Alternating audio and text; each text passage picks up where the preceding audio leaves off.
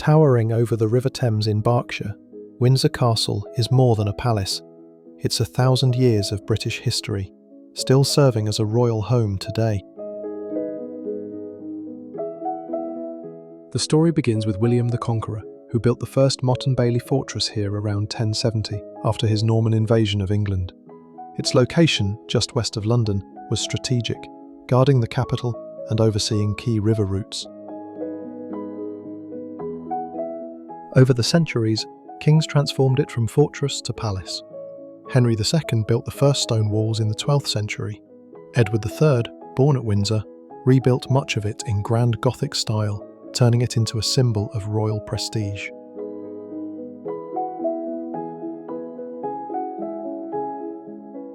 By the 15th century, Windsor became a favourite royal residence, and under Henry VIII and Elizabeth I, it hosted banquets, court life, and state events.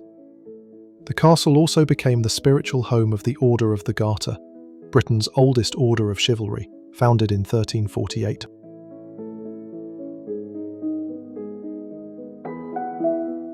In the 17th century, it survived the English Civil War and later flourished under Charles II, who renovated it in Baroque style to rival Versailles.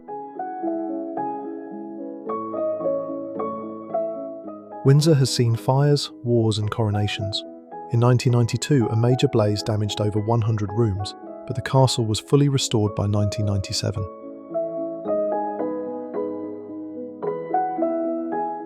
Today, it's both a royal residence and working palace, often used by the monarch for state visits and ceremonies.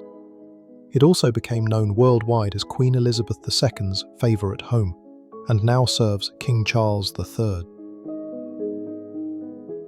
Spanning 13 acres with 1,000 plus rooms, Windsor Castle is not just the world's oldest inhabited castle.